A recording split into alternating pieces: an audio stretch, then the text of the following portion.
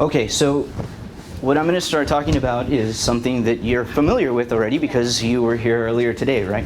This is basically a workshop on meta-analysis, but it's going to be from a practitioner's approach, okay? From somebody who basically doesn't really develop theory, but you know what we do is we utilize the techniques that have already been in place, all right? So we're using traditional methods, and what we're doing is we're analyzing the data, and then what we're trying to do is we're trying to get an interpretation of what our findings are, okay, from our analysis. So these are the objectives, and this is not happening. So,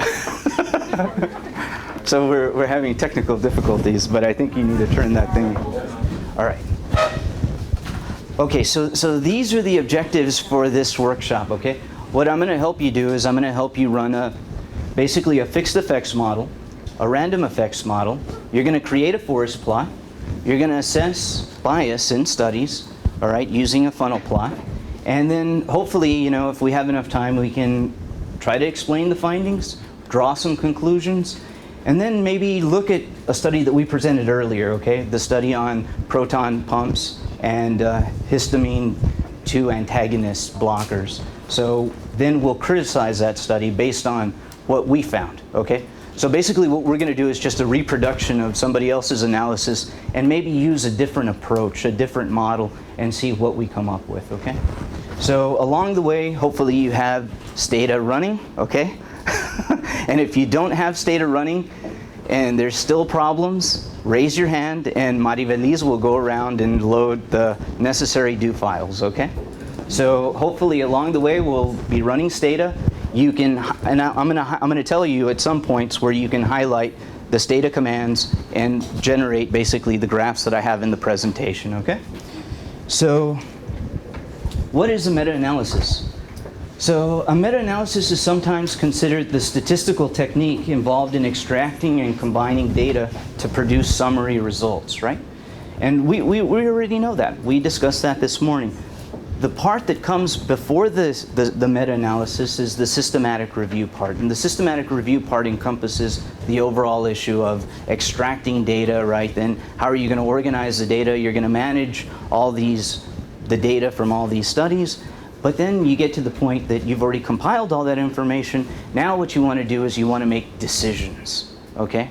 And sometimes making decisions isn't a very clear-cut thing, right? So the issue about making decisions is sometimes we don't know if it's a go or a no-go, if it's surgery or no surgery, you know?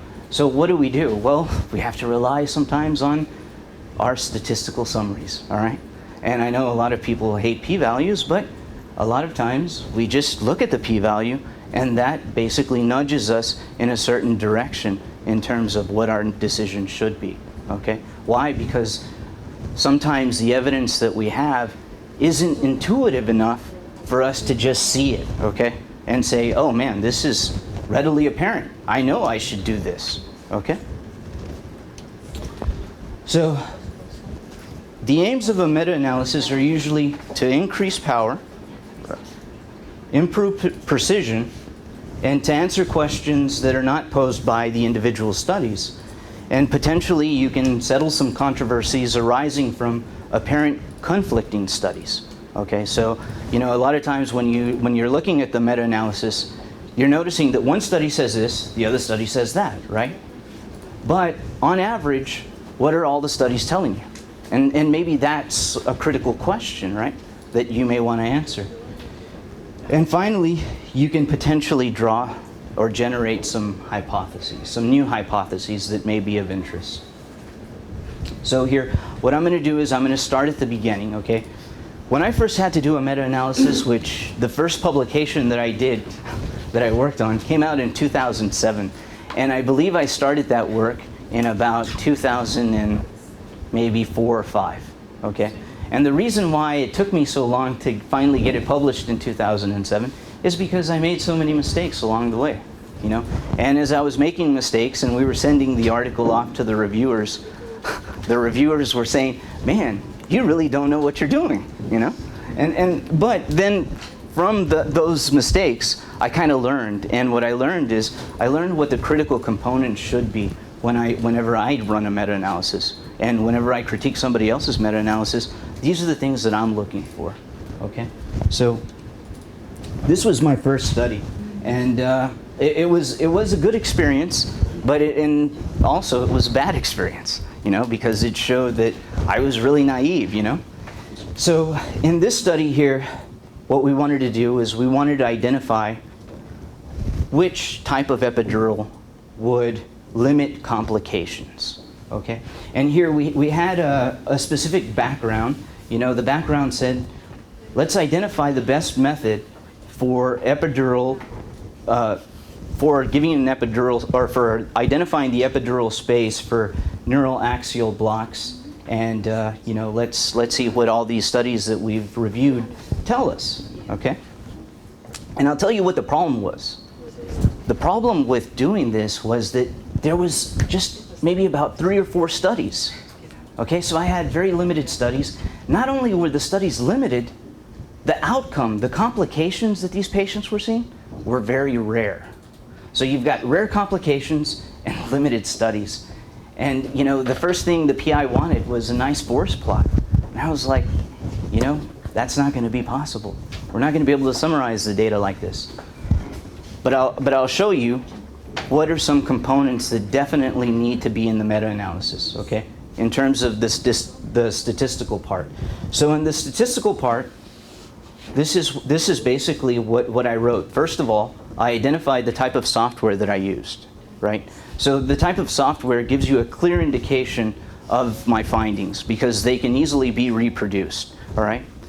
The second thing that I did was I just mentioned, well, what did I do? I calculated a pooled risk difference and the 95% confidence intervals that were specified by the particular model that I was using. And here I was using a random effects model, and usually what you say is, well, that's based on the method of Dursimonian and Laird. Okay, that's a pretty traditional approach right there. All this, what I want you to do is I just want you to see these things right now, because what we're going to do is we're going to slowly run through these things and we're going to get these estimates, okay? But I want you to see what the key components are going into all of this stuff. So then what I did also, what I had to put in there was Cochrane's Q test was used to test the null hypothesis of no significant heterogeneity across studies. And the Cochrane's Q test follows a chi-square distribution with k-1 degrees of freedom, where k is the number of studies. And also, along with the Cochrane's Q statistic and doing this little hypothesis test, I also did I-squared. And most reviewers of journals, when they're looking at meta-analysis papers, they're going to want you to put in an I-squared. You don't know what that is right now. Maybe you do, but I'll explain that a little bit later on, okay? So I'm just like telling you, these are the key ingredients that need to go in there. Later on, we're going to put all those ingredients to work, okay? You give later I do. Explaining of all these? Yes, I sure do. At least I try to. A little bit. Not that. Right. Yeah, a little bit, you know. So here, you know, if you just read this, well, it says I-squared, or the percentage of variation in the measures of association across the studies due to heterogeneity was also calculated. So that's I-squared. I-squared gives you a measure of how heterogeneous the effect sizes are from each of your studies, okay? How different each of your studies are in looking at the effect. And then finally, you know, there's some more language down here, all right, about Cochrane's Q. And I'll go into a little bit more about this a little later on. But, you know, here I put in that I-squared ranges from 0 to 100%, where 0% is no observed heterogeneity. What does that mean? It means all the studies are homogeneous in terms of showing their effect, right? So they're all maybe in one direction and very similar to each other, okay? If something's very heterogeneous, well, if you have a lot of heterogeneity in your studies, then, you know, your I-squared is going to be close to 100%, and that's going to signify that there's a lot of heterogeneity. And what that does is it determines the type of model that we should use. Okay, so this is a very systematic approach too, all right? So here are some basic references that you can look at. But in terms of how the results are written up, Well, when we wrote up the results section, what you'll notice is that we have to give some kind of description or indication of what studies we were investigating, and if there were potential differences between certain studies. And then this was the way that I finally presented the results. So there was no forest plot here, okay? So initially, what was happening was that the PI wanted odds ratios and he wanted a forest plot, but unfortunately, what happened was that there was some reality that kicked in. And the reality, what it did for me is it said, you can't use this technique, you can't use this effect size, and you have to be careful about the model that you're using to analyze this data, okay?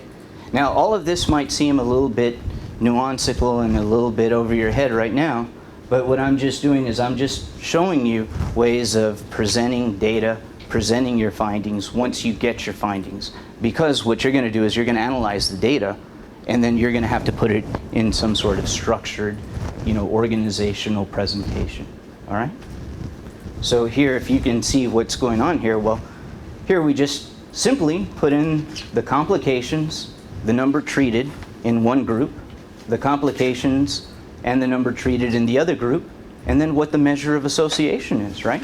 After I have the measure of association, I have that for all my studies, and basically what I have is I have a combined estimate right here, okay? So notice, that's basically what I'm going to be presenting. When I have information from all these studies, right, I'm going to be summarizing it in this fashion, okay? So I guess to kind of get you initiated quickly into what I'm doing, what I'm going to do is I'm taking a data set from Mike Bornstein and Larry Hedges and all these other guys. Actually, Jay Higgins wrote another book, and the book is really good. It's on applied meta-analysis using R. And I think that Higgins and Thompson came up with a new index for looking at study heterogeneity, but I won't go into that right now. That might be a little bit beyond your comfort zone. So at this point, what I want to do is I want to introduce you to the Stata software, okay? So what we're going to do is once we get initiated to the Stata software, then everything is just highlighting and clicking, okay? And what you'll do in the future is you can modify, all right? You can modify some of the inputs in the do file, and then you can reproduce these results using your particular studies. But for this particular workshop, everything is going to be very focused. I'm going to focus on a specific outcome and basically a specific effect size, a specific measure of association, and then from there, if you want to go beyond this, you can do this. You can certainly do it on your own. It's not a big issue. So the first thing that I want you to do is if you're looking at Stata and you're looking at the Stata window, the first thing you want to do is launch the do file editor, okay? And the do file editor is basically this little icon right here. You'll see it because it's got a pencil associated with it, and it doesn't have a grid around it, okay? So if you just click on it, you should be able to load launch a do file window, okay? I'm sure, has everybody launched the do file window? Yes. Everybody has? Okay. So now here, if you want to look at, let's say, the specific command that we're going to be using to run our analysis, which is Stata metan. And the metan command, I mean, if you do a Google search of some meta-analyses, you'll find that a lot of people use Stata to analyze their data, and it's a fairly common software. It's efficient in the sense that it's easy to do data management in Stata. That's some of the problems with R. R is not really designed to do data management the way SAS and Stata are designed. So, it may be a little cumbersome to do some really, some data analysis that's really involved, some data management that's really involved. But once you have the data managed, then you can analyze it in R very easily, okay? Yes. For each bit is the do file. For each bit the do file. Oh, click that one right there. Oh, okay. Yeah. Okay. So I'm sorry. Yes, sir. Exactly as you said, I mean, many people nowadays, they handle data management with Stata and then analyze the data with Untitled. Right. And that's a good point, because at the very end of all of this, I have one slide where I use R, but I did the data management part, relatively easily in Stata. So, well, I'll show you guys that. So here, the reason why I'm using these do file editors is because they allow you to save your commands, and then you can just reuse them, okay? So if you save one template, then all you have to do, if you have a project, is just modify that template, right? And then you can analyze your data. So if you guys are working with me, right, and you have Stata launched on your computer, then you can type in help metan and then highlight it and run it, okay? And look at what the help menu has. All right? So the help menu is really involved. I'm not going to go through all of the things that you can do, but I'm going to specify a couple of them along the way, and we're going to focus in on those specifically, okay? So on your computer, hopefully you have these commands right here, okay? And this was a do file that I sent Maribeliz, and it's called Stata in a Nutshell.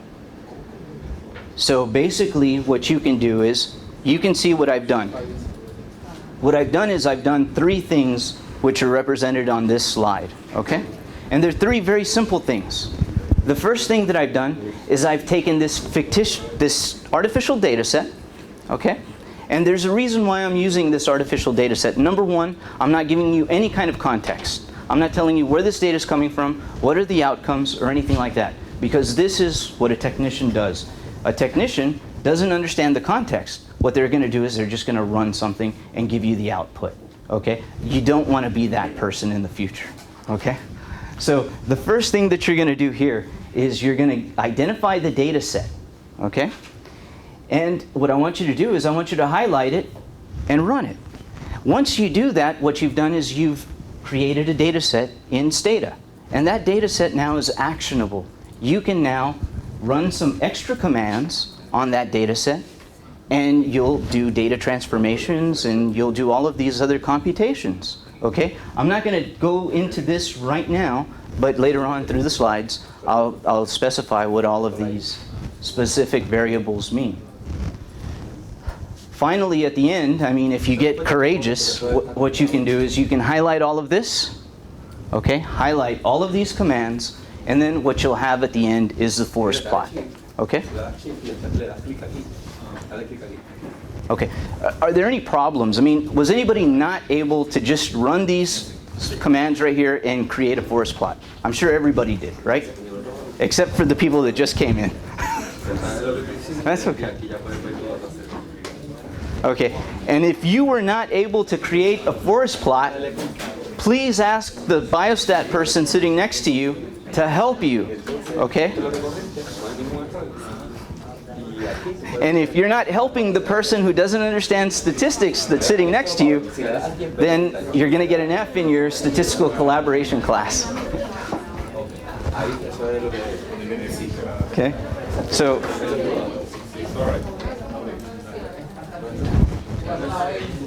okay. So let's take about 5 minutes, and we'll walk around the room and let's see if everybody's able to do this, okay? Because if not, then there's just more confusion. Okay, so basically the output that you should be getting should look something like this, okay? And the thing is that I haven't told you anything about the data that you have or anything like that, okay? So the only thing that you've done now is you've run a meta-analysis and you've got output, okay? But I'll tell you a little bit about the output that you have, okay? What we did here was we basically ran a fixed effects model, all right? And we got summary estimates for all of our studies. So what I'll do is I'll take about another 3 minutes and let everybody kind of settle down. So what did you run? We ran a fixed effects model, okay, on our data. From gen until metan, Yeah, right? yeah. The metan procedure. This metan command basically produces that table, okay, in Stata. But what it produces also is the forest plot, okay?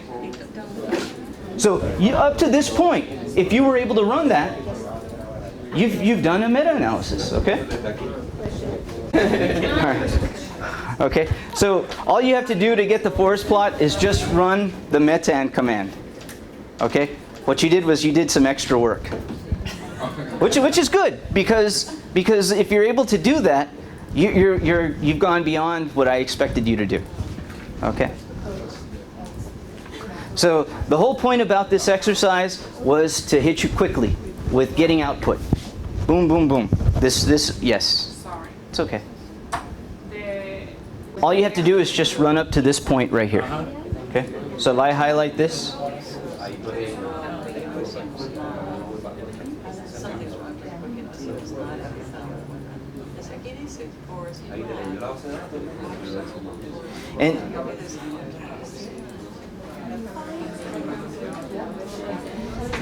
and depending on when you launch data, sometimes the forest plot is a little difficult. You know, it takes some time to generate. All right? But essentially, you'll get this right here. Okay? Everybody good? No. All right, great. No. Okay. No hicimos nada en esa. From the top. Okay.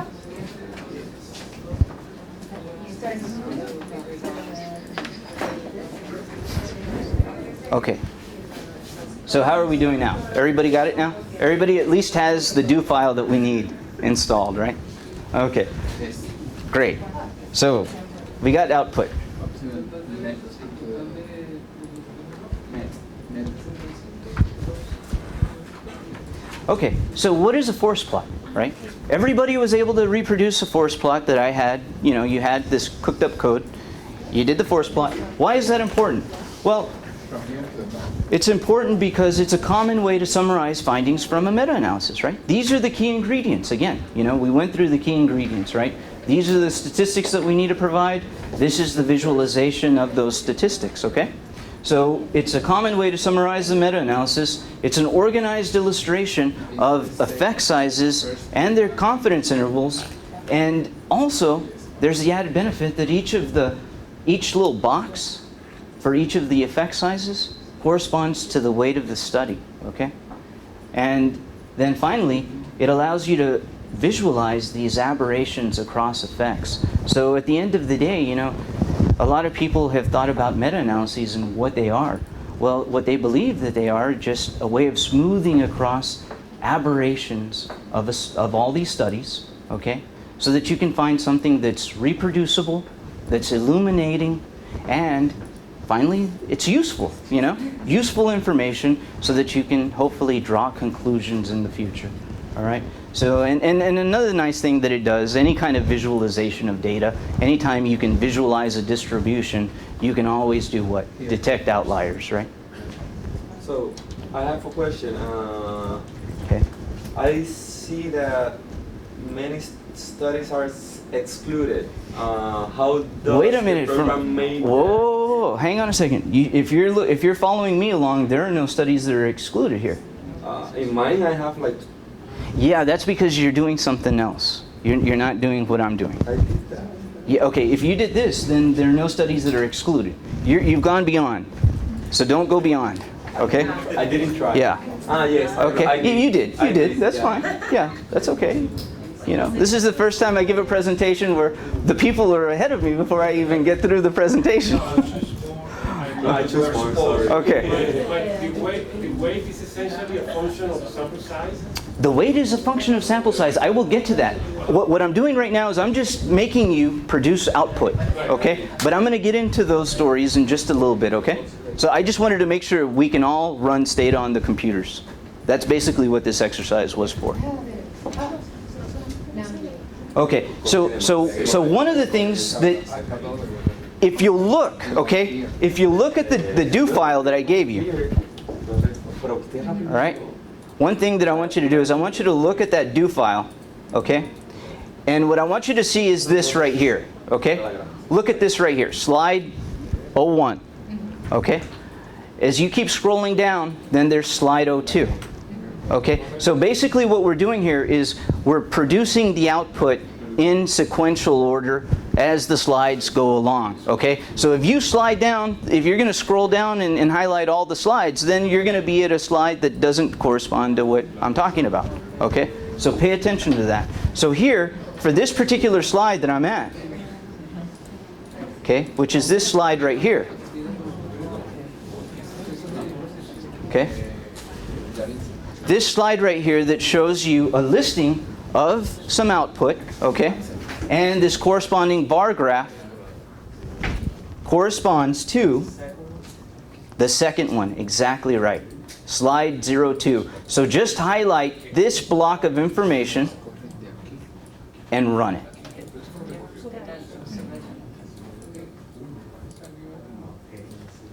And what you might have to do here is, see, the window's too large, so I have to go into the viewer and modify the size of the window. But okay, so were you guys able to do this? Were you able to create this bar plot? Bar graph? I'm running the in-class exercise that do. That's the problem. Yeah. Yeah. I was running. Yeah. Necesito el. So can somebody load the correct file on his computer, please? Vale.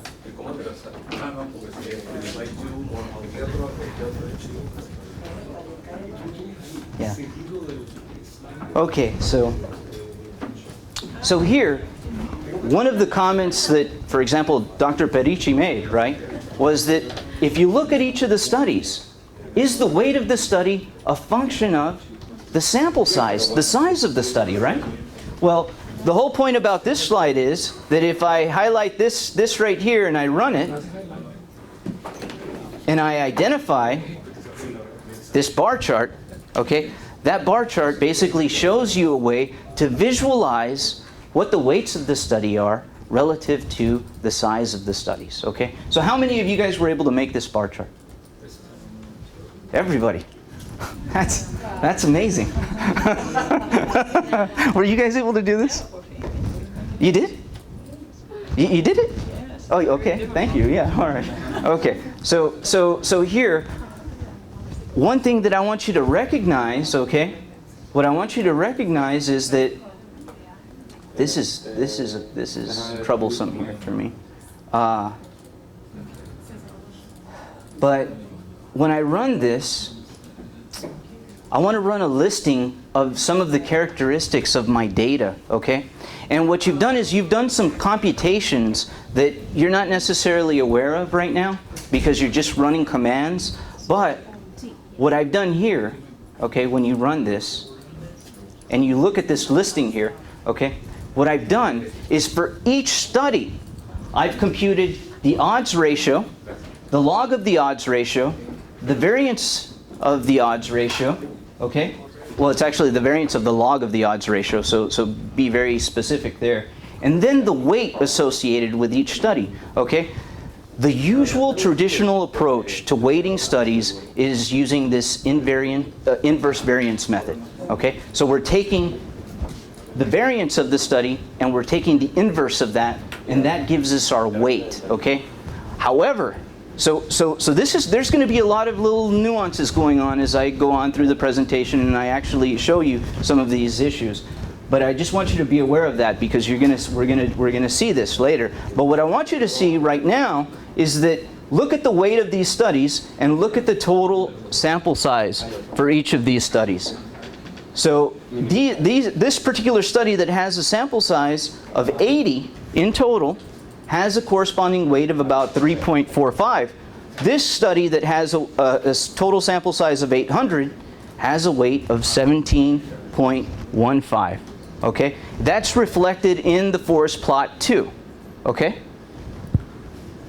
And if you can't see that, then what we do is we make this bar graph And the bar graph really illustrates that, because if you'll see, here's the Saint study, and it's weighted at 12.78. The Lane study, okay, the Lane study has this weight right here.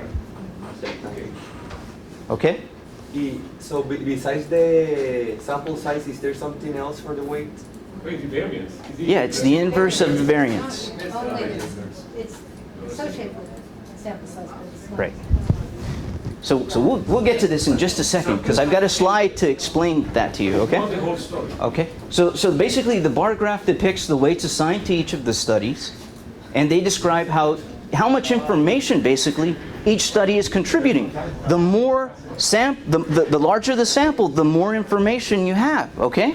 So therefore, it seems intuitive that the study should weigh more, right? Okay, so here's the relationship, all right, between a study's variance and the weight given to a study. So I'm gonna do this again because I need to reinforce this idea in your minds, okay? Because sometimes things go haywire, but for the most part, if you have artificial data and you have just as many cases as you have controls, which in practice never happens because the patients always drop out, or you have loss to follow up or something. But when you have artificial data and you do have these balanced numbers, this is usually what happens, okay? If you'll notice here, what you'll see here is this is the study's weight. And the study's weight is going to go up as the study's variance goes down, right? What does the study's variance going down mean? When you have the variance going down, what does that mean? You have more precision, right? So you have a more precise estimate. What does that mean? A tighter what? Confidence interval, right? So if you have a tighter confidence interval, the study's variance is going down, your study's weight's going up. So less variance, more precision, stronger weight, okay? Higher variance, less precision, less weight, all right? So repeat after me. Less variance, all right? More precision, stronger weight. Higher variance, less weight. All right, good. That didn't seem very, motivationally charged, but oh well. Okay, so at the end of the day, this is what we want to present. We want to present something that this is what we hope to have, right? This is what, if I was doing a cooking demonstration and, I take out all the ingredients, but then I just open the oven and now I've got the presentation for you, So here, this is really what you want to have. You want to provide, whenever you do a meta-analysis, try to think of the hypothesis that's being tested, the method section, what are the key ingredients that go in the method section, and then finally that forest plot, okay? The forest plot that's the visualization, the visual summary of what's going on with your data, okay? So here what I've done is I've created this slide right here because, when we do a classroom exercise, hopefully we can organize the data that we have for the classroom exercise in this format here, okay? All right, so now let's go into some of the statistics that drive a meta-analysis, okay? So this part might be a little bit, I don't know, maybe a little bit boring for some people, but what we do is we usually start off with some type of data, and that some type of data leads us into the appropriate effect size that we need to use, right? So for example, if I have continuous data, then more than likely, I'd be looking at maybe mean differences, right? So I'd standardize those mean differences, and then after that, I'd summarize across all these standardized mean differences. Sometimes, like in a lot of public health in the medical field, we're dealing with dichotomous data, or some kind of categorical data, all right? So in this case, what I'm doing is I'm just going to focus on one particular outcome. I'm going to focus on a 2x2 table. Everybody can visualize a 2x2 table in their head, right? Where you've got treatment and maybe outcome on, let's say treatment across the rows, outcome across the columns, right? So this right here, this fictitious data set right here, this is basically what it contained, okay? And what it contains, all this data can be basically summarized in a 2x2 table. All right? It can be summarized in a 2x2 table for each particular study. And then, what we're doing is we're incorporating those weights, right? The strength of each study, and we're combining all these studies together to get an overall estimate. All right? So I guess we should talk about effect sizes, okay? And I'm not going to go into a lot of detail about effect sizes, but effect sizes are important. In this case, where I have this particular type of data, notice you generated an effect size. The effect size was odds ratios, right? You had 2x2 tables. Naturally, what most people want to do is, if you have a 2x2 table, let's get an odds ratio, and there's some others, and I'll discuss what the other ones are. But, meta-analyses expresses the results of each study using some kind of quantitative index. So that's the effect size, right? And these are just measures of the strength or the magnitude of a relationship. This is, the odds ratio. That's the basic definition, right, of an odds ratio, right? It's the strength of a relationship between two outcomes, right? When you have binary data. Okay? So these effect sizes have the advantage of being comparable, right? You can compare these. And they estimate the same thing, hopefully. Sometimes they don't, like Dr. Mullen was talking about. So you have to standardize all these things. And then you can combine them across all the studies. And therefore, they can be summarized in this thing we call a meta-analysis, right? So you can kind of hopefully see the logical links that we're trying to go through, okay? So these are some effect sizes, and effect sizes are different for different measures or different metrics, but the ones that we're going to be interested in are going to be odds ratios, risk ratios, and maybe risk differences, okay? Now, you have to be specific about what your metric is, because if you're not, then it doesn't matter what you do, okay? You're just going to have a bunch of garbage, and it's not going to make any sense to anybody but you. So the effect sizes, they can be standardized or non-standardized, okay?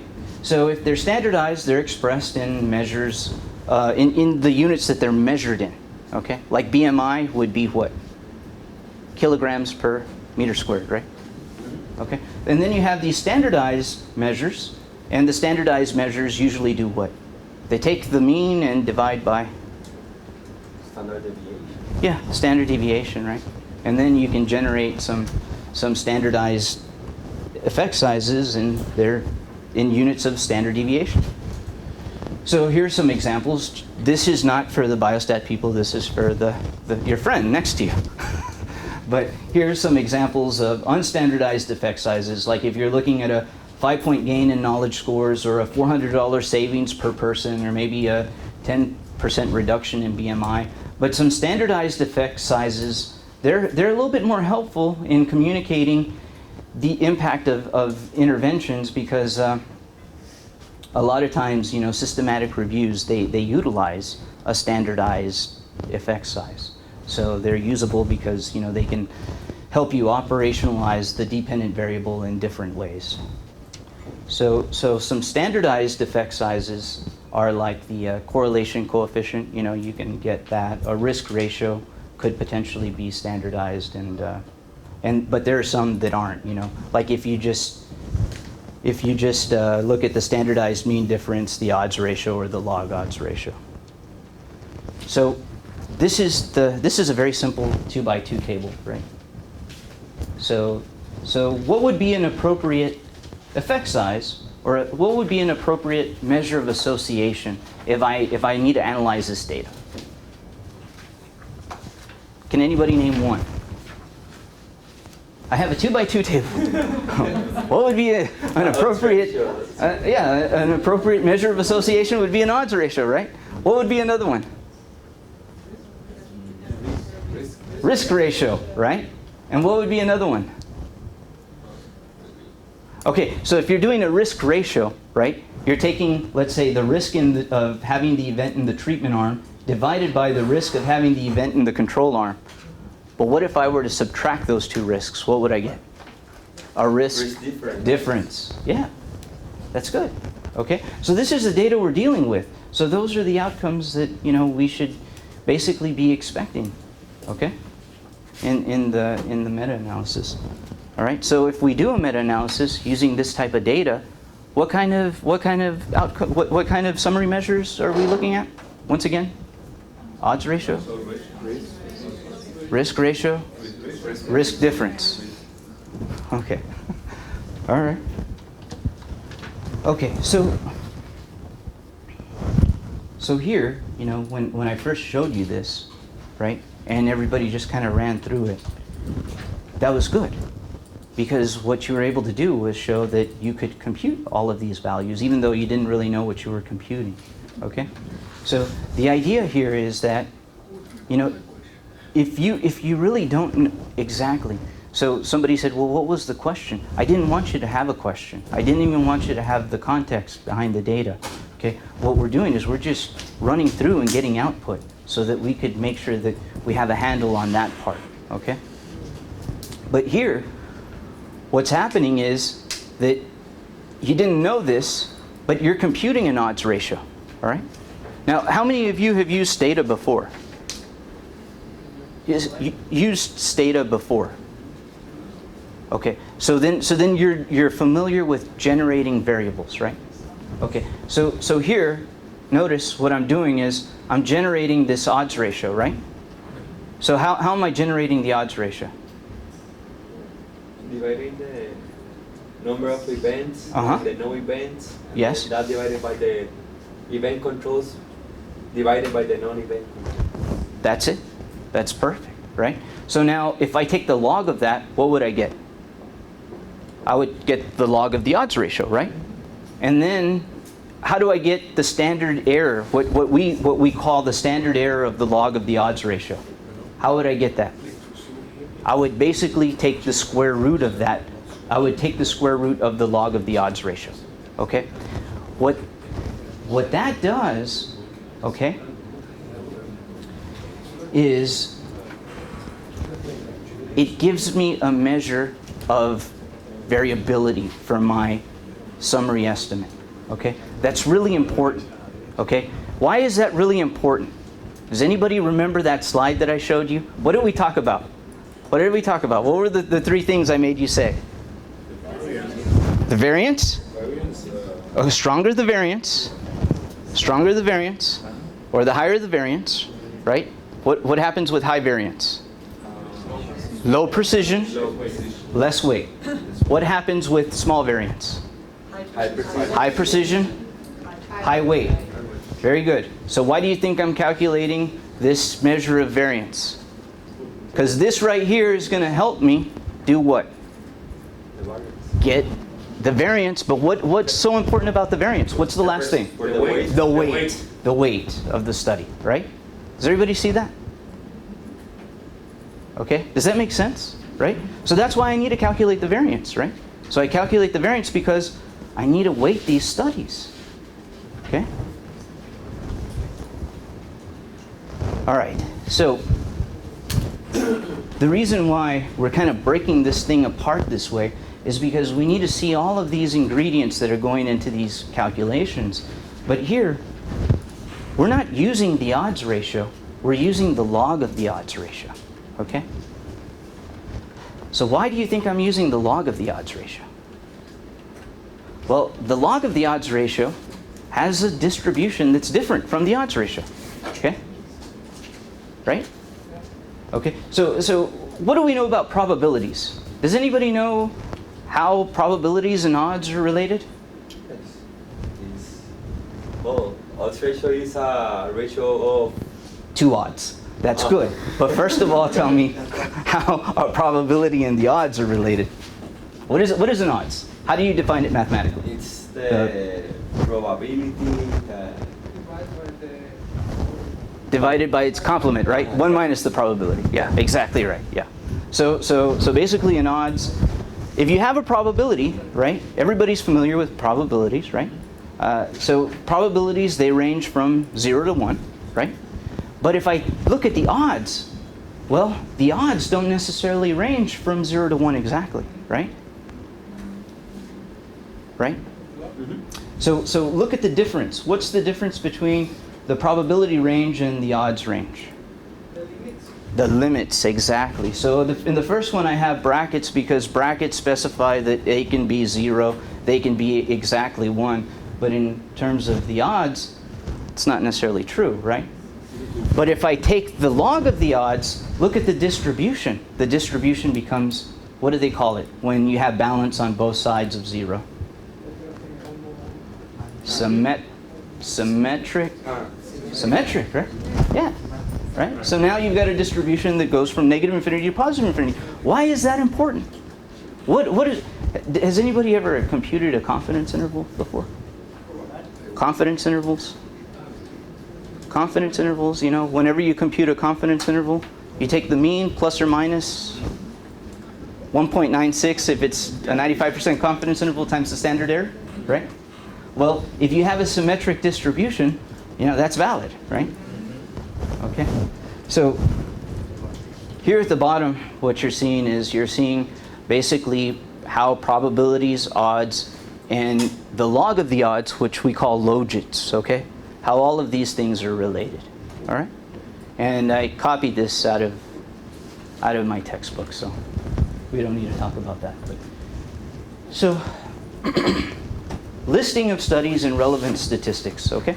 So now I'm gonna talk about some specific commands in Stata that are highly useful.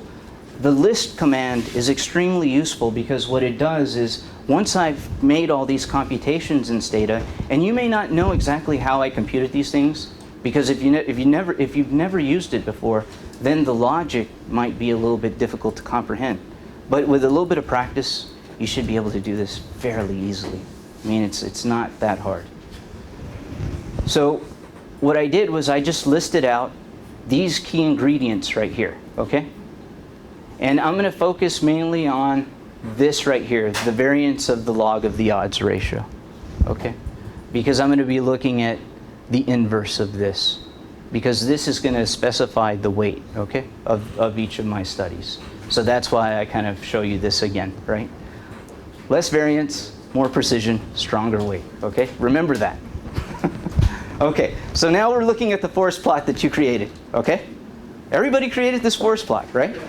Okay, so look at it. I want you to pull it up on your screen and I want you to look at that. Okay? Now, tell me if you're looking at this. Tell me if you're looking at this. Raise your hand if you're looking at the force plot, please. So nobody's looking at the force plot.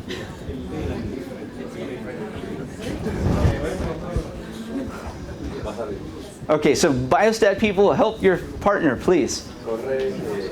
So, and you don't have a biostat partner? Oh, you do? Okay. Okay. Okay, were you ladies able to just rerun this again? Okay, are you looking at this? Slide 2? Slide 2? Yes. Okay, so you have to run slide 2. No, one. Slide 1? Yes, slide 1. Sorry. I didn't perfect the alignment between the Stata code and the slides. Forgive me for that. Okay. Yes. So if you run the code under slide 2, you'll get the bar graph. You don't want the bar graph. You want slide 1 because slide 1 will give you the force plot, right? Okay, so remember what we know, right? What do we know? What's the key take-home message here? Less variance. Come on. Less variance, more precision, more weight. Stronger the weight. Very good. This side of the class is beating you guys, man. You know? I mean, really. Really new. Huh? Okay. Just making sure, because it feels like, you know, these guys got it. You guys, I don't know. But what I want you to do is look at this. Look at these studies, right? And look at the way the boxes get bigger, and look at the corresponding weight. Okay, this 40.61. Okay, this 40.61 from the Lane study is coming from the inverse of this value right here. Okay. It's a warning though that there's only one study to the left, right? That's right. I mean, it has a lot of weight, but It does. Yeah. they have too much. So what we're going to do is when we do the in-class exercise, we're gonna see some issues, and then we're gonna discuss them, okay? Right now, we're just getting ingrained the simple techniques and the simple idea behind the. Just one small point. In the lane study, you have in the left, you have something there that we don't have here. Oh, the arrow? The arrow. You close the arrow. Right, that arrow, yeah. Okay, so what happened is that I minimized the text. So when it minimized the text, that arrow just means that the lower bound extends further beyond the lower limit of the value. Okay? So that means that, see, this is a problem with, with basic, some basic software, like, your basic Stata and some other software, is that it doesn't necessarily do it doesn't handle certain complications this way. Like, for example, lower bounds on confidence intervals, if they extend very, very close to negative infinity, or maybe in this case, this is the odds. See, it says odds ratio here, and it should say odds ratio. The problem is that what did we know about the odds ratio? See, what did we know about the odds ratio? Or the odds in general? Yeah, so the log of the odds ranges from negative infinity to infinity. And I didn't put this in for you, and I apologize, but the distribution for the odds ratio goes from 0 with an open parentheses to infinity. Okay? So what we're looking at here is we're looking at the odds ratio, and one thing that we know about the odds ratio is that if the odds ratio is 1, then what does that signify? An insignificant result, right? Because what it's saying is that the odds of the event in the treatment arm is exactly the same as the odds of the event in the control arm. Okay? So what would we want to have seen here? We would want to see like the lane study, like Dr. Perici was mentioning.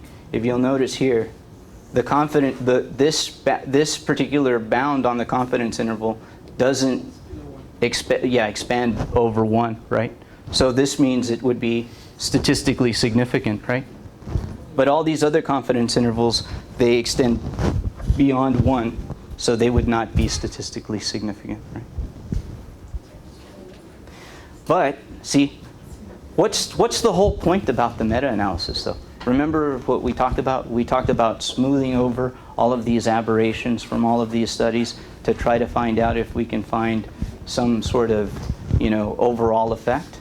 So the idea is that we're looking for that overall effect, and if we combine all of these studies, that overall effect, that's that diamond down there, it shows like, there's an effect there, right? One arm is certainly better than the other arm. But this doesn't include the intervals. Yeah, it doesn't do that. Yeah, what it does to signify the overall effect is it produces a diamond, and the diamond has these limits right here. Those are the confidence limits, yeah, or the limits of the 95% confidence interval. Outside of the square. No. Could be another. Oh, it could. What you're saying is that this right here could extend past 1. Yes, that's right. And if it does that, what does that mean? It's not significant. Yeah, the way we'd interpret it from a statistical standpoint is that it's not significant, right? That's good. Okay. So the idea here is exactly what the point that Dr. Perici is making, right? Is that you got to look across all of those studies. You got to do the visualization, and then you got to think. Think about what you're seeing, right? Think about what you're seeing, and usually you want to think first before you analyze the data. And now, we'll get into some ways of looking at the data, but one of the things that I want to show you real quick is that, remember when I showed you my slides of the study that I did, and we talked about this I-squared, and this I-squared was a measure of study heterogeneity? Well, that measure of study heterogeneity is really what helps me along the way to determine what kind of model I need to use, okay? Because when I ran this right here, all right, and I generated this forest plot, the model that I was using was a fixed effects model. And the particular effect that I'm using here is an odds ratio. Okay? But I don't necessarily have to do that. Okay? I could think that, wait a minute, there might be some problematic issues with this data that would require me to use a different kind of model. So for example, here, I have an I-squared that's 52.6. That might be an indicator that there's a lot of study, heterogeneity, right? Okay, if there's a lot of study heterogeneity, then what do I need to do? Maybe I need to use some different kind of model than the model that I'm currently using, all right? And I'm giving you a lot of information because now I'm going to talk about these, two traditional type models that are used, the fixed effects model and the random effects model. Okay? I have a question. What are those models? I-square have a function or how is defined? It's interesting that you say that because I'm going to talk about that in a little bit. And there's some recent literature, that utilizes the I-squared. Higgins, it's called the Higgins I-squared, but Higgins and Thompson in 2002 developed a new index, and it's called the Higgins index now. And basically what they're doing is they're trying to use it similar to the way that you would, I guess, conceptualize an R-squared in regression. Okay? Does anybody know what an R-squared in regression is? The coefficient of what? Variation, right? Gives you how good the model is. Yeah, tells you how much variability is explained by the model, right? So in a way, it kind of uses that approach, but I'll talk about that in just a second. Right? So I'll talk about that in the section on heterogeneity. Okay. So the R-squared is called the coefficient of determination, right? Mm-hmm. Yeah.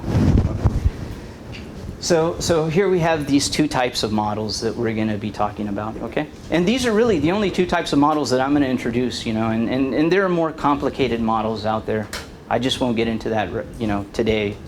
But the idea is that there's this fixed effects model and there's this random effects model, okay?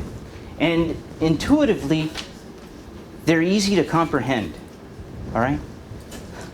And you're going to be thinking, well, that intuitive idea may not make sense, but unfortunately that forms the basis for the mathematical algorithms that are used to give you your output, okay? So here, a fixed effect factor, okay, in the usual sense, is basically all the information has been obtained from all levels of the factor, okay? What does that mean? Well, intuitively, whenever you run a fixed effects model, it's kind of like saying, I've sampled, or basically the sample of studies that I have are all the studies that exist. Okay? Those are the only studies that exist. Now look at the parallel between that and a random effects model when you look at this intuitively. For a random effects model, what you're saying is that information has been obtained from a random sample of many possible levels of the factor. And what that basically means is that the studies that you've collected are a random sample from this population that is based on all the studies that could potentially exist, right? So sometimes you have to wonder, what is the most appropriate method to use? But one thing that I will tell you is that a random effects model will incorporate more variability if there is heterogeneity that exists between your studies. So you'll get this added component to your variability, and what does that do? If you increase the variability, you get wider confidence intervals, okay? And that's reflected in the combined estimate or the overall estimate. So when you run a fixed effects model on data that has a lot of heterogeneity in it, you're going to have a narrow confidence interval, which means you might be saying, hey, there's an effect and it's statistically significant, right? But if you run the random effects model, guess what happens? What do? You incorporate more variability, right, in your overall estimate. Gives you a wider confidence interval. That wider confidence interval may no longer make your you're finding statistically You significant. would get this if you took the same data and you applied it. That's absolutely correct, yeah. Because you're just applying a different model. And the weights. And the weights change. That's absolutely right. Okay? So in the fixed effects model, here basically I'm just telling you the same thing that I just told you. The two commonly used methods are the fixed effects model and the random effects model. So assuming that there are n studies, right, and I should have made that k studies, but you can fix that if you want. The fixed effects model considers those n studies to be maybe the only studies of interest, okay? And those fixed effects estimate fixed effects estimate strongly relies on the assumption of no true heterogeneity between studies, okay? So there's this idea about heterogeneity between studies, Are the studies homogeneous in terms of their effect size and their finding, or are they kind of scattered all over the place, right? So what do you think we need to determine if they are or they aren't? I mean, just visualizing them doesn't seem to be, the only thing to do, right? So we should do what? Maybe use some kind of statistical test, right? And that's why we incorporated this idea of the Cochrane's Q test, okay? But what it does is it relates directly to what he was talking about and the I-squared, okay? And I'll get to that in just a second. Okay. So here's the fixed effects model, right? And we've already seen this. This right here, okay, is the heterogeneity chi-square, all right? And here's the degrees of freedom, and here's the associated p-value, and here's this I-squared p-value, or the I-squared value, okay? Now, I'm going to go into this in just a second on my section on heterogeneity, but what I want you to be aware of is that the p-value was not less than 0.05, okay? So because it wasn't less than 0.05, what I assumed is that there was no true heterogeneity between all those studies, okay? Is there some rules in which we can detect that the square is below some percent? Yes, yeah. And I'll get to that in just a second. I actually have a breakdown, but it's not that apparent, That's the unfortunate part about this. So one thing that I did want to show you was that, sometimes in systematic reviews, what people do is they just go ahead and summarize all of the data. They don't put a combined estimate. They don't really want a combined estimate, and that's fine. You can easily do that by typing in no overall. And now I consider that part of systematic review. Right. I mean, that you have done some standardization of the outcomes, and then simply no. Sure. Yeah. And you haven't really used any methodology to combine across all of those studies to get an overall estimate, okay? So now here we go into some of the I guess the mathematical parts, okay? And we're going to be combining these studies. So we have all the individual studies that we're interested in, but now we need to use some kind of mathematical algorithm, right, to combine these studies, all right? And so the very first approach is, when we're looking at, let's say, odds ratios, risk differences, or even risk ratios, is the Mantel-Hansel approach, all right? And it's a very simple approach, and actually, what happens here, all right, is that we're utilizing this idea of combining, all of these logs of odds ratios from all of these studies, all right, and we want this single overall estimate. So this procedure, what it does is that to get that combined estimate, it's got to utilize those weights in some way, all right? So the first thing that I didn't show you at the beginning, but the weight, okay, the weight of each study, this is how easy it is to compute. Can you picture that 2x2 table again in your head? So if you think about study 1, weight 1 is basically the inverse of the value in cell A plus the inverse of the value in cell B plus the inverse of the value in cell C and plus the inverse of the value in cell D. But then I'm going to take this quantity and take the inverse of this. And this is called Wolff's estimate of the variance, all right? This is a very dangerous estimate sometimes, because when you have rare events, what it does is it does something really crazy. When you have rare events, what does it do? Does anybody know? It goes extremely. Yeah, exactly. It makes the weights unrealistically high. Yeah. And that may not be a reflection of your sample size anymore, okay? What it's a reflection of is of potentially a rare event, okay? So think about this issue if you ever do this in practice, you know. One of the things that a person who's a practitioner always thinks about are the things that could potentially go wrong, all right? And some of the key drawbacks. This is one of the drawbacks, you know, of using this particular method, even though it's a very popular method and people use it all the time. And I'll show you that people use it all the time, because I'm going to show you a study published in 2013 that basically used a very similar approach. All right? So here, this is just very easy. What I'm trying to do here is just kind of highlight the commands that led to the computation of those weights. And those weights right there, you know, if you want to go back through these commands and kind of reproduce them yourself, that's good.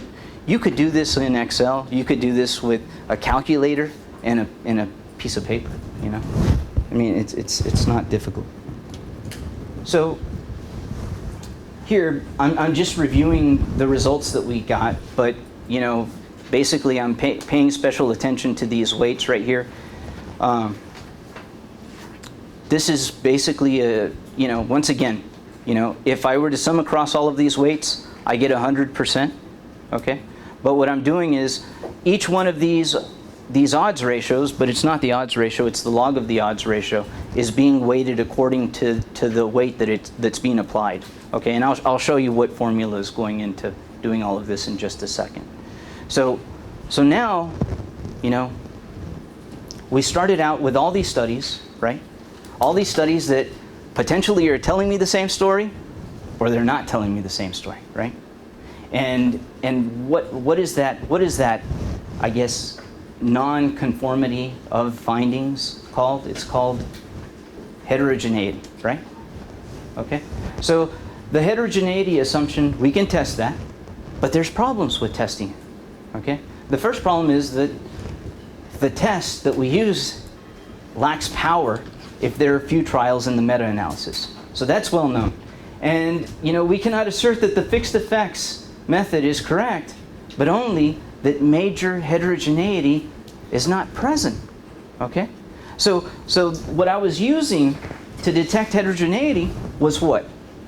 It's related to the I-squared, but it's not. What is it? It was that Q statistic, right? Cochrane's Q. And what was the p-value associated with it?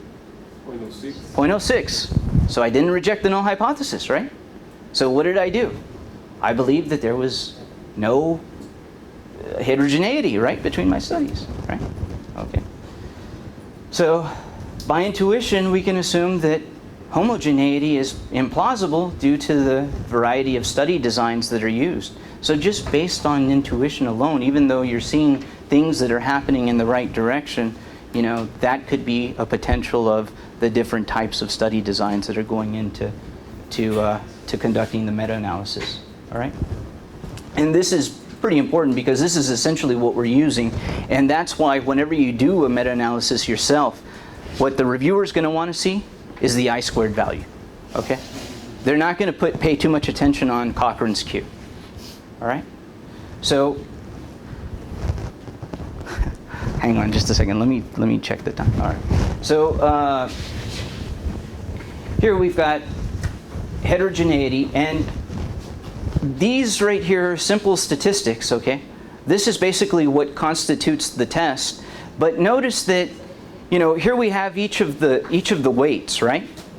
These weights, remember, how are they computed?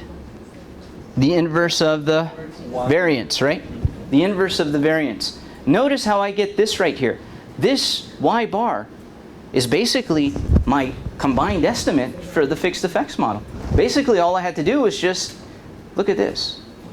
Take this summation here of each weight times each effect, right? Sum them up and divide by you know, the weight applied to, the sum of the weights applied to each of the studies, right? So why is all the different odds ratio, for example? The y. Yes. Okay. Yeah, exactly. The y sub I. Yes. Right. So here, you know, this right here is just, and what you can do, what I want you to do here is I want you to go and I want you to look at slide.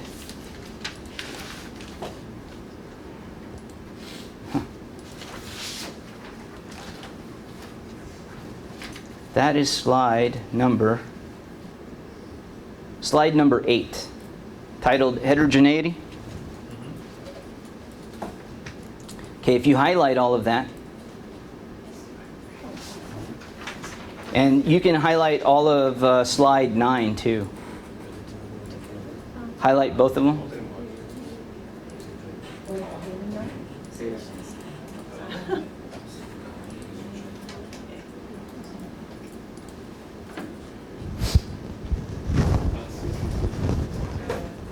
So what you see there is you see the chi-squared distribution, okay?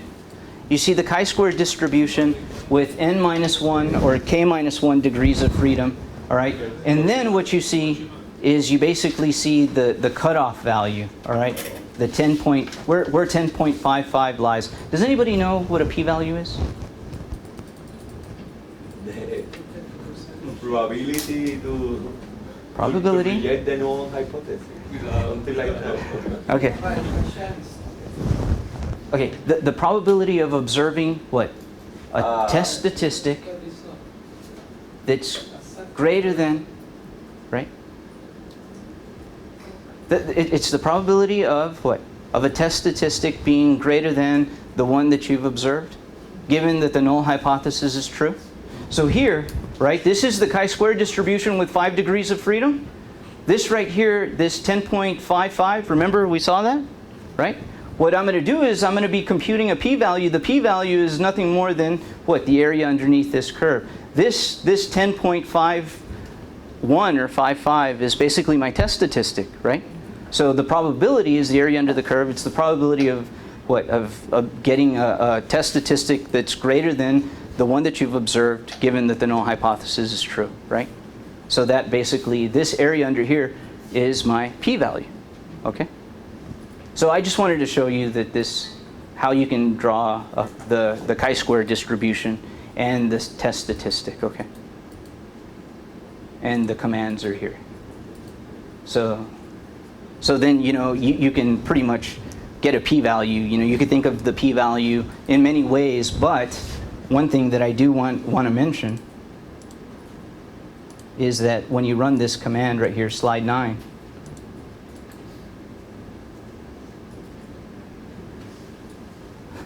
if it ever comes up, okay, there it is. So if the test statistic starts moving in this direction, what's going to happen to the p-value? When lower. It's going to be smaller. Yeah, that's good. Okay. So as the test statistic gets larger, that means that what is getting larger? What is the test statistic? We're calling it Q, right? Cochrane's Q. So as Cochrane's Q gets larger, then my p-value gets smaller. If my p-value gets smaller, then what do I usually do? It's the p-value is associated with a test, right? And what is the test? The test is that there's no true heterogeneity between the studies, right? So if I reject that test, then what am I assuming? That there is heterogeneity between the studies, right? And that's going to influence the type of model that I'm going to use. Okay, good. So let me go through here. All right. So this is good. You know, I'm a firm believer in visualizing data, okay, and visualizing results, because sometimes it's kind of hard to see what's going on, right?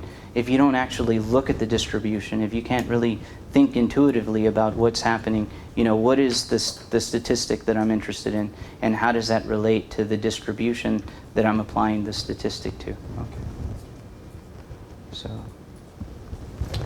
So here's the important thing, right? Well, how is this data tying together, you know? Like, how is what I'm finding here kind of tying together with this over here? Well, what ended up happening was that the reason, what basically is happening is that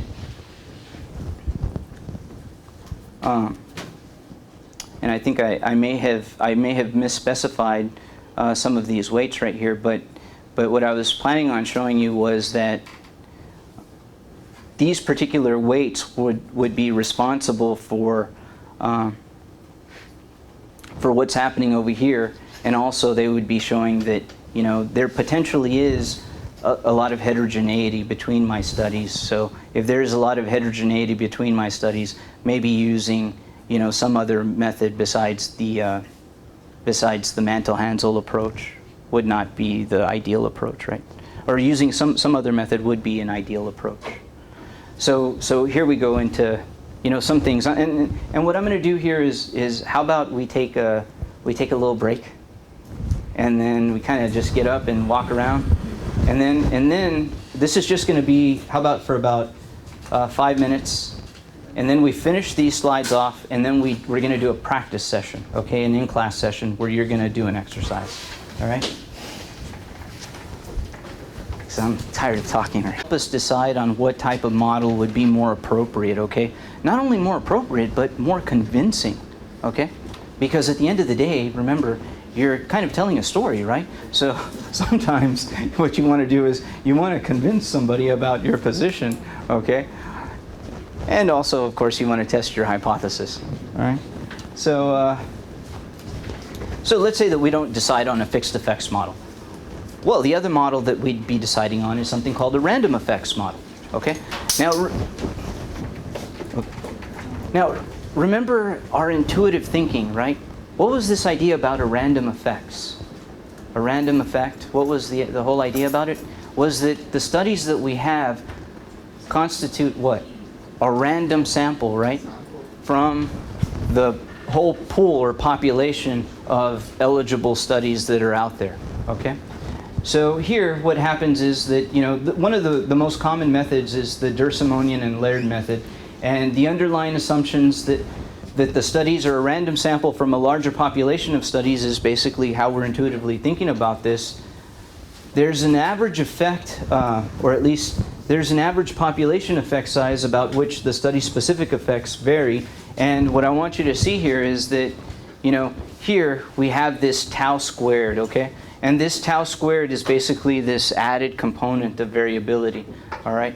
So the random effects model allows you to incorporate this between-study variability that the fixed effects model doesn't allow you to do. This is essentially a Bayesian. Similar. But it's useful when there is an indication of significant heterogeneity between studies, okay? And this is the key point. So when there's significant heterogeneity between studies, and sometimes making that leap, okay, to significant heterogeneity between studies takes both looking at the Cochrane's Q and the I-squared together, okay? And now, with some updated literature, you may want to look into, let's say, the Higgins index also. So the estimate of the tau squared is basically, here's the basic formula, okay? It incorporates Cochrane's Q minus the quantity where you have the number of studies minus 1. That's basically the degrees of freedom.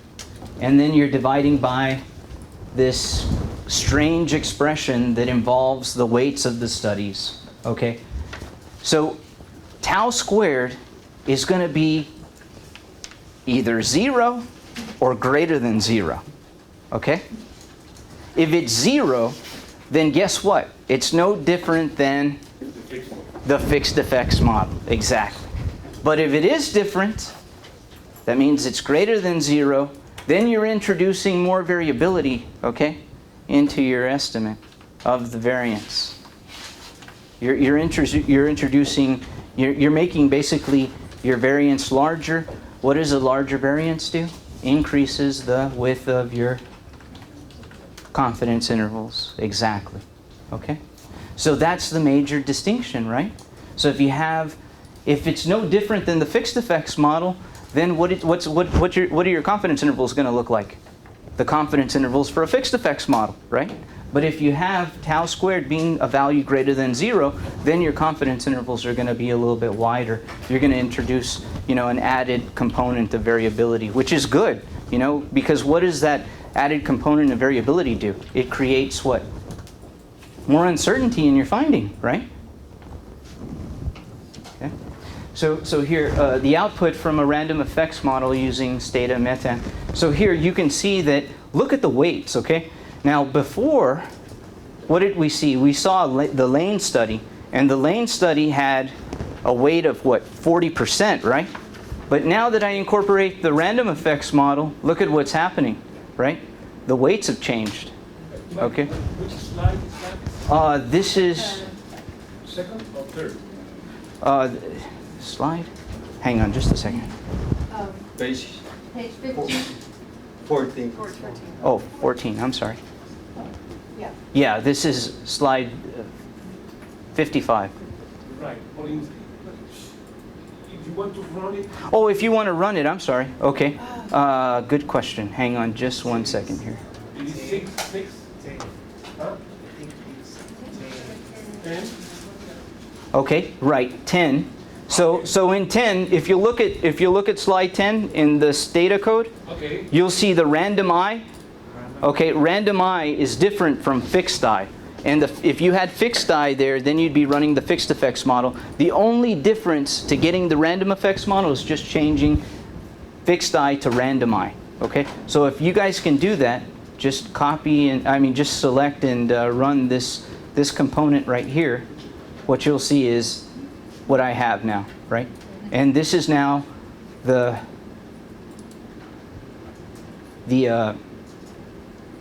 random effects model. This is the output associated with the random effects model. Okay? And this is a little bit of an annoying point, but look at this.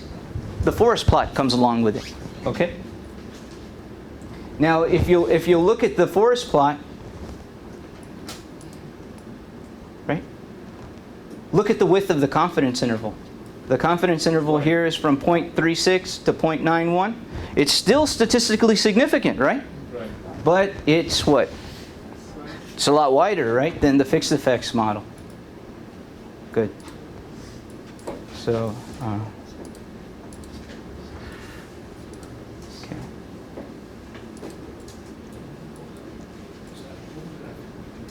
So, and another thing that you can look at here is that you do get an estimate, see, for this tau squared. Notice if tau squared were close to 0, then the confidence intervals would look very similar to the fixed effects model. Okay? Okay. So this is basically what's happening here, right? So getting an overall effect of the random effects model, okay? This is where tau comes into play, all right? Tau squared right here. So remember, when we're calculating the weights, right, to incorporate information from both from the studies, okay? Remember when we were computing the weights, right? How did we compute the weights? We did 1 over the variance, right? 1 over the variance gives me the weight. But wait a minute, it's not just 1 over the variance. It's 1 over the variance plus the tau squared, okay? And that's where tau squared comes in. That's why it's affecting the weight, because it's this between study variability that you're incorporating in with the, basically, I guess, within study variability that was used to compute the weight in the fixed effects model, okay? And now you have the new weight. The new weight basically gives rise to the Durr-Simonian and layered overall effect, and that's easily computed right here. Okay, you could use Excel to compute this, like if you were just to sit down and kind of do all these little formulas, but of course you don't want to do that if you could just easily do it in Stata, right? Okay, so here's the comparison. Look at the comparison between the two outputs, right? Notice that the confidence interval for the random effects model is wider, and that's exactly what we were talking about, right? That's exactly what we were supposed to see, right? Okay. So Mike, yeah. what people do is they compute the Q, and if the Q is significant, they move to random effects. And they shouldn't do that. They shouldn't do that. They should not do that. Remember, because we said the Q didn't have sufficient power if you don't have enough studies. So the Q is flawed. what they do is they rely more on the I-squared and the Higgins index, you know? And that's why whenever you report a meta-analysis, they want to see the Q, but they also want to see the I-squared, you know? They just won't take the Q by itself, you know? They expect to see the I-squared somewhere, okay? And here what we have is just a representation of, you know, what happens to our confidence interval. This right here is the inverse variance weighted method, right, using the Mantel-Hansel approach. And you can see that your 95% confidence interval goes from about 0.36 to 0.66. Here it extends from where? 0.36 to 0.91, right? So it's getting wider on the right side. So I was going to ask you in a practical way when, because the random effects model is like when you have a lot of studies and you choose a subsample. In a practical way, when do you do that? Or when there are so many studies that you just take a subsample? No. The whole idea is that when you take a sample, well, when you're looking across your studies, what you're noticing is significant heterogeneity in the estimates that you're getting from all of those studies. So if there's a lot of heterogeneity, that means they're not all kind of falling in line with each other. Then that's an indication that maybe, you know, you may have been taking, let's say, a random sample, or your studies are basically a random sample from the population of studies that exist, and that's what's contributing to the between study variability, which Even is though you didn't see the other studies. exactly. They should be out Right. there, but they're. It's intuitive. It basically is the intuition that we use to specify a particular model.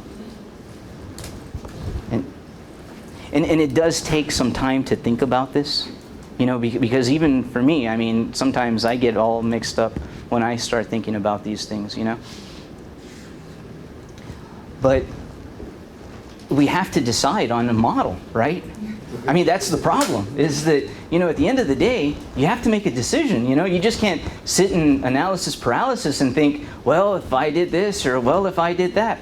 You know, what we do is sometimes we decide on a model and we find out, wait a minute, this approach is not good. So what do we do? Has anybody ever heard of a sensitivity analysis? Yeah, right? So a lot of times what people do is they say, well, let me leave a study out, reanalyze the data, and see what I get. Take the next study out and put the other one back in and reanalyze the data and see what happens, you know?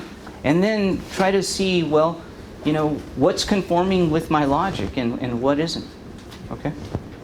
So sometimes you just can't rely on just the output, you know, to basically, the output, what it does is it provides evidence to guide you to making good decisions, okay? At least that's what I hope it'll do, you know, or at least that's the way that I hope you'll utilize the information. All right, so the last thing I'm going to cover quickly is just funnel plots, and then after that what we'll do is we'll do an in-class exercise that I think will be really interesting for you guys. So here, when we look at this is a pretty complex topic, and it's a whole presentation on its own.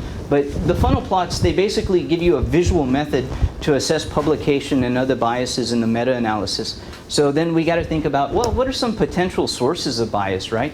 Well, there's the selection bias, and Dr. Mullen, I think, went over this topic pretty well, because, you know, she mentioned that, you know, only positive results are usually published, and, you know, so you have basically you have selection bias, and that could come about because, you know, let's say you want to publish rapidly, and you know, some publications don't come out as fast as others, so that creates, you know, some kind of issue with bias. And then of course we have the issue that, you know, some studies are conducted in other languages or in other countries, and we don't take those into account. And then there are some studies that are published more than once, you know, and that becomes problematic because that just reinforces an idea, right? An effect that is out there, but then, you know, you do the study again and then you see the same effect, and that just enforces the same thing. So that doesn't necessarily provide more information, but it does provide at least reproducibility of your study. But the problem with this is that some people and I don't think it happens, now, but, people would submit to multiple journals, and that would create a problem, I suppose. And then, you have data irregularities, and then you have, some artifacts that arise. And the artifacts, I think, we could we'll see that in this next study, because if you have a poor choice of effect size, then that could potentially affect, your findings. So here, I like these funnel plots here, because essentially what the first funnel plot shows is it shows symmetry that exists. The ones that are colored in, those are the published studies, right? Now, the ones that are kind of not colored in, those studies basically they show the smaller studies that maybe weren't utilized in the meta-analysis, right? But if they were incorporated, then you'd see the entire picture. So that's where a potential bias is coming from. If your funnel plot is symmetric, then that gives you an idea that, you've included the whole range of studies, from the small studies to the larger studies, okay? And then here you see the next part is the asymmetrical funnel plot, and that one is showing you basically publication bias. So what's happening there? Well, publication bias, see what's happening here is that potentially what you have is you have these small studies, right? And the small study that you conducted wasn't, let's say, powered appropriately. So you didn't have a large enough sample size to detect the effect that was maybe the truth, okay? Or the effect that you would have found. So what did you do? You ended up running the study with a small sample size. You saw an effect, but it was not statistically significant, right?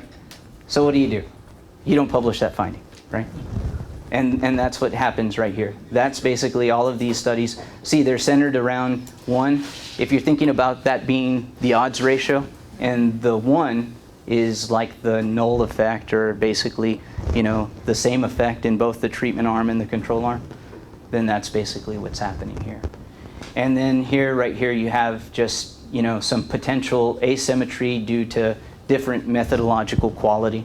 So smaller studies, basically, that could be biased towards a greater protective effect, but because they were flawed methodologically, they ended up showing a more pronounced effect than what was really true, okay? And these are just some visual representations of basically this right here, okay? The funnel plot. And what this is that this is the funnel plot of the data that we have, okay? And I want you guys to guess what data point this is right here. It seems like all of these kind of fall in line, but they're like smaller studies, right? Big study. This is the huge study, exactly, right? So this is our big study, and guess what? It kind of falls outside of these 95% confidence limits. So it seems like the big study just doesn't conform at all, right, with the smaller studies. But, So here, if you go to Stata, this is slide 11, the example of the funnel plot. If you just run this,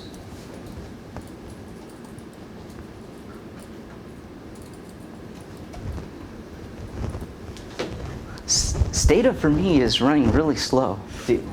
Are you guys noticing the same thing? Or is this this is a problem. It says meta funnel is not found. So you got to go to help. You click on search. When you click on search net resources. And then right here type in meta funnel. Click OK.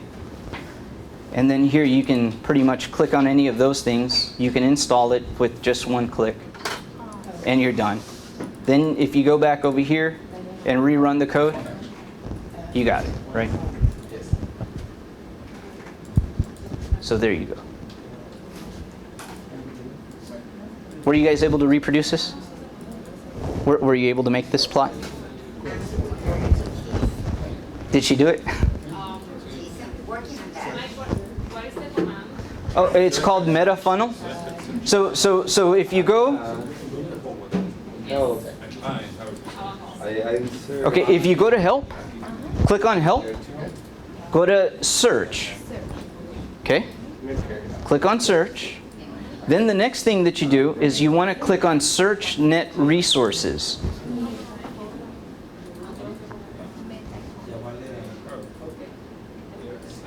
Then click OK. And then you can just click on any one of these. Just click on any one of these things highlighted in blue. Click.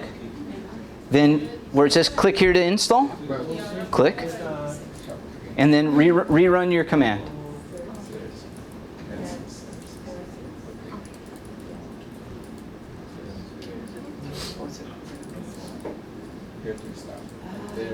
Did you guys get it?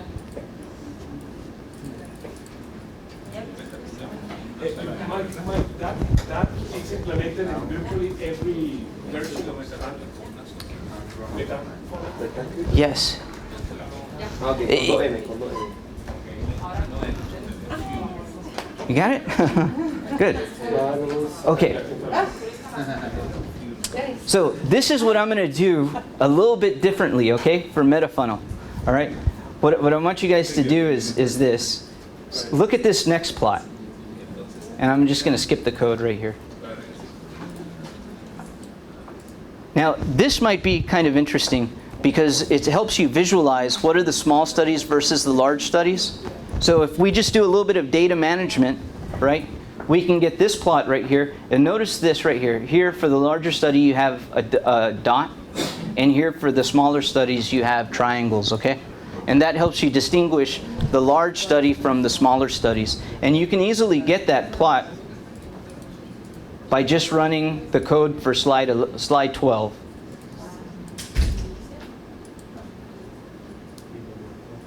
Okay? Were you able to do it? Just now. All right. Just now. You got it? Okay. No. All right. Good. I don't have the legend.